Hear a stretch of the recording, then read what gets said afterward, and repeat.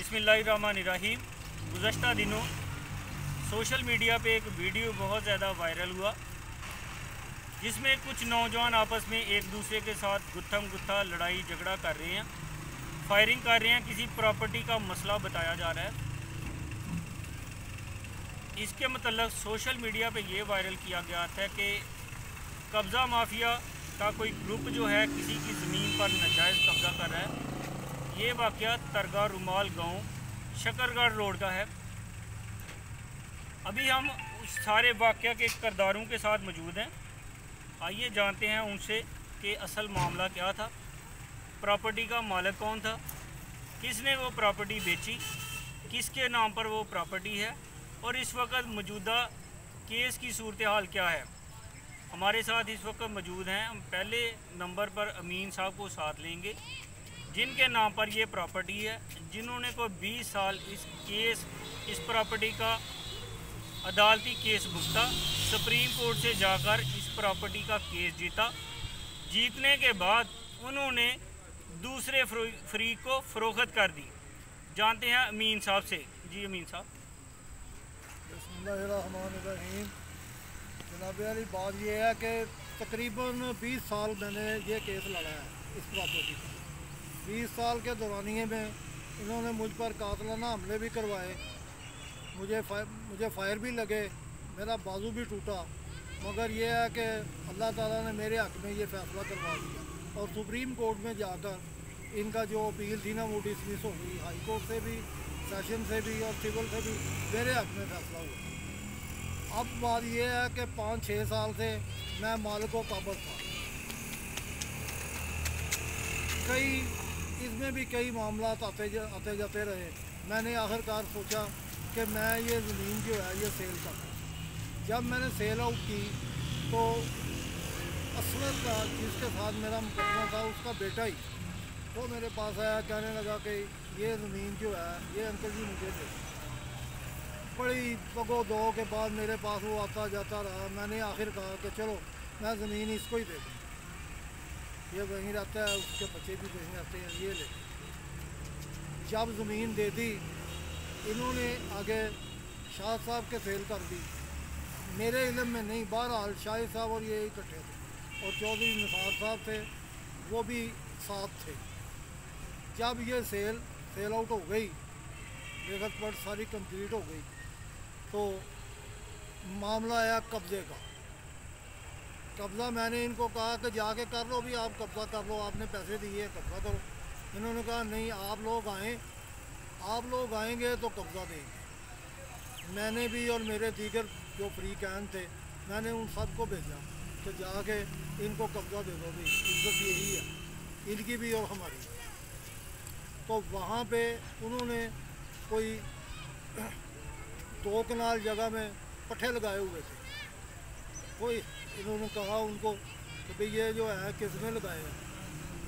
उन्होंने कहा जी ये हमने लगाए हैं। ये साथ ही मुल्क का जो मकान था ना, उन्होंने कहा कि हमने लगाए हैं। उन्होंने कहा भाई ये काट लो। उन्होंने कहा जी तो हमें टाइम दो। इन्होंने कहा टाइम नहीं, ये नाजायज़ कब्ज़ा है और हमने ये अभी कटवानी है। उन्होंने कहा जी कटवा लो, हमें क्या दुख है। इसी असना में उन्होंने फ़ौजी अफजल को बुलवाया। फ़ौजी अफजल जो कहता है जी रिटायर मैं फ़ौजी हूँ, वो मेरी ज़मीन पे बास और गुंडों ने कब्ज़ा कर लिया। कोई बास नहीं, ये फ़ौजी जो है ना ये नाजायज़ आदमी है। मुझे तो शक है कि ये यादगार पाकिस्तान लाहौर का मालिक ना बन कि ये भी मेरी थी। ये आया, इसने आते ही गालियाँ देनी शुरू कर दी। अगर कोई बंदा किसी को गालियाँ देते हैं माँ बहन की, तो फिर उसके साथ कुछ ना कुछ तो सलूक करना पड़ता है। इसी असना में जब इसको एक थप्पड़ पड़ा है तो पीछे से फायरिंग शुरू हो गई।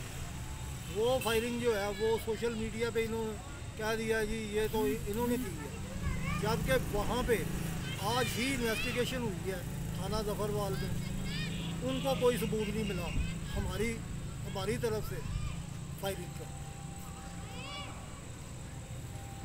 तो अब भी वो धमकियाँ देते हुए चला गया है। ये ज़मीन आपने फ़रोख्त कर दी है? मैंने फ़रोख्त की है जी। मैंने फ़रोख्त की है अजीम असगर के हाथ। अजीम असगर ने आगे शाहिद साहब को दे दिया, शाहिद रियाज को। आप अपने पैसे ले चुके हैं? पैसे जो है वो हमारे आ जाएंगे। आपका कोई एतराज़ बाकी है इसमें? नहीं, एतराज़ अगर होता तो फिर हम जगह का कब्ज़ा ना देते। पहले कहते पैसे पूरे करो फिर कब्ज़ा ले लो। जैसा कि आपने सुना, ये अमीन साहब थे जिन्होंने 20 साल केस करने के बाद इस मुकदमे को जीतने के बाद अपनी जो प्रॉपर्टी की मलकियत थी उसको फरोख्त किया अजीम असगर के नाम पे। ये इस वक्त हमारे साथ मौजूद हैं अजीम असगर साहब। आइए उनसे बात करते हैं कि उन्होंने इनसे जगह कब खरीदी और शाहिद साहब जो इस वीडियो का तीसरा किरदार था उसने ये प्रॉपर्टी कैसे खरीदी। पहले हम अजीम असगर साहब से बात करेंगे, उनसे पूछेंगे, फिर हम तीसरे किरदार को सामने लेकर आएंगे। जी अजीम असगर साहब। अस्सलाम वालेकुम जी। ये ज़मीन मैंने कुछ दिन पहले अमीन साहब से रिक्वेस्ट की। लगातार 1 साल मैं इनके पास जाता रहा। 1 साल की मेहनत और तवज्जो के बाद मुझे इन्होंने ये इस बात पे आमादा हुए, इनके बाकी हिस्सादारान जो हैं वो आमादा हुए कि जी हम देने को तैयार हैं। फिर इनके साथ मेरा ज़मीन के पैसों के हवाले से जो भी मामला था वो तय पाया। मैंने इन्हें बयाना दिया, उस वक्त इनसे कब्ज़े की डिमांड की। इन्होंने कहा कि जी मेरे हिस्सेदार जो हैं वो उनको फुल पेमेंट अदा करें, जाके ज़मीन पे कब्ज़ा कर लें। हमने इन्हें 30 लाख रुपए जो रकम तय पाई थी वो दिए और ज़मीन जो है उसका कब्ज़ा डिमांड किया। कागज़ी कार्रवाई पूरी करने के बाद इनके साथ हमारा टाइम हुआ 2-3 दिन पहले का। उस वक्त हम कब्ज़ा लेने के लिए वहाँ गए हैं, तो जो अफजल फ़ौजी जो कहता है कि जी हमने नाजायज़ कब्ज़ा किया है, हमने ये जो अपने आप को हिस्सेदार बताता है जी कि मेरे बच्चे जो हैं वो इसके हिस्सेदार हैं, वो ना तो वो हिस्सेदार हैं। उन्होंने सरासर बदमाशी के तहत जो है वो ये एजेंडा रचाया हुआ है कि जी हम इसके मालिक हैं। शरअन और कानूनन वो इसके हकदार नहीं हैं और ना ही किसी कानून के तहत उनकी ये जगह है। बाकी जगह हमने पैसे जिनकी वो जगह थी उन्हें पैसे दिए। पैसे देने के बाद जगह ख़रीदी, कब्ज़ा ले लिया। वो बाकी जो वीडियो वायरल हुई झूठी, उसमें जो ज़्यादा फायर किए हैं वो जवाबी कार्रवाई में उन्होंने किए हैं। अफजल फ़ौजी वहाँ पे अपने साथ जो 3 बंदे नामालूम लेके आया वो पेश ना किए, वीडियो उनकी नहीं बनाई। जो इन्होंने फायर किए उसकी वीडियो नहीं बनाई, क्योंकि ये वीडियो बनाने वाले भी खुद थे, बदमाशी करने वाले भी खुद थे और उल्टा गुंडा भी हमें बनाया। और ज़मीन अमीन साहब से मैंने ख़रीदी और आगे मैंने शाहद भाई को सेल कर दी। वो शाहद भाई को मैंने कब्ज़ा देना था, मैंने अमीन साहब से लेके कब्ज़ा आगे इनके हवाले करना। ये सारा मामला है। बाकी मामला जो है वो शायद साहब आपने कहानी के दूसरे किरदार से ये सुना, उस वीडियो के दूसरे किरदार से, कि उन्होंने ये प्रॉपर्टी खरीदने के बाद शाहिद हुसैन से इसका सौदा तय कर लिया और अमीन साहब से मुतालबा किया कि आप मेरे साथ आके प्रॉपर्टी का कब्ज़ा करवाएं। दोनों फ्रीकैन जिन्होंने आपस में एक स्टाम्प के रूबरू खरीदी प्रॉपर्टी, वो कब्ज़ा करवाने के लिए मुतलका जगह पर आए तो कोई अफजल फ़ौजी नामी शख्स जो था वहाँ पर इसका दावेदार था कि उसका भी इस प्रॉपर्टी में हिस्सा है। अब इस वीडियो के तीसरे किरदार जिनको मतलब ये जाहिर किया गया था कि ये कोई माफिया सरगना है, आइए अब उनसे बात करते हैं, शाहिद से। वो हमें बताएंगे कि उन्होंने ये प्रॉपर्टी कैसे ख़रीद की और मामला यहाँ तक कैसे पहुँचा। जी शाहिद साहब। अस्सलाम वालेकुम, मेरा नाम शाहिद रियाज है सर। इसमें मुझे मरकज़ी किरदार उस वीडियो में बना के पेश किया गया है। मैंने अमीन साहब ने बताया आपको ये मैंने अमीन साहब से खरीदी। उसके बाद मैंने अजीम साहब से खरीदी। अजीम साहब को मैंने पैसे पे कर दिए, ठीक है। उसके बाद मैंने मुतालबा किया कि भाई मुझे कब्जा दें। उन्होंने कहा ठीक है। मेरे साथ उनका टाइम 2 दिन बाद, पेमेंट के 2 दिन बाद टाइम तय हुआ और मैं इनको कहा कि भाई, इन्होंने कहा कि आप जाके ना तो ज़मीन पे कब्जा करने आप उसमें करके चला लें। लेकिन मैंने इस लड़ाई झगड़े से बचते हुए मैंने सोचा कि यार कोई बंदा मुझे डिस्टर्ब ना करे, जो असल मालकान हैं वो आके साथ खड़े हो के मुझे कब्जा दें। उसके बाद राणा साहब मैंने ये आ गए हैं लाहौर से, ज़मीन पे गए हैं, ट्रैक्टर लिया है। जब हल चलाना शुरू किया तो कोई बंदा नहीं आया। इसमें पहले से एक बंदा काबिज था जिसके पास कोई सबूत, कोई प्रूफ, यानी कि उसकी ज़मीन थी ही नहीं।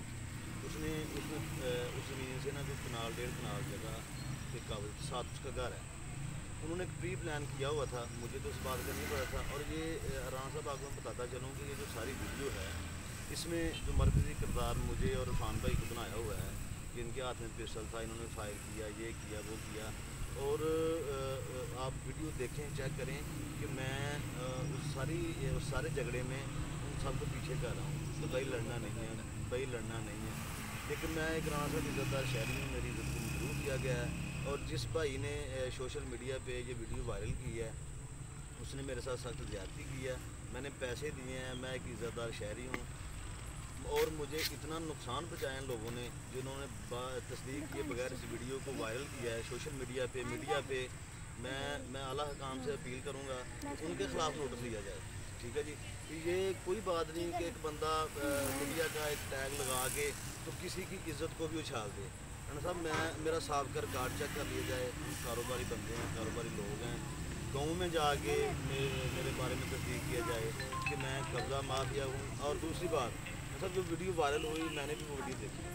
कुछ साल छत है जो उस ज़मीन पे काबिज थे दूसरे लोग अशरफ वगैरह, उनकी छत से वीडियो बनी है। हमें तो पता नहीं था कि ये सारी प्लानिंग हो रही है।